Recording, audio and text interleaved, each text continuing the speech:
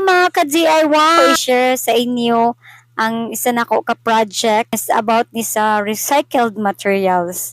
So na-come up to ni siya na idea kay tungod na ami sayaw sa school. Ang among gamiton dapat is mga recycled materials. So nag-brainstorming ako mga classmate na mga gwapa o gwapo kung unsa gyud ang among suoton og na uyunan sa tanan na magsuot sila og sako ang top. Then pato nagtahi na dayon ko. Then pagtahi na ako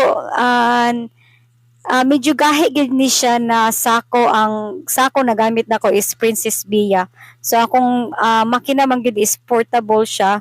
So gahi siya tahion gyud. So hinahinay na lang pud ang inyong mga inyong ka-DIY sa pagtahi para mahuman ang project.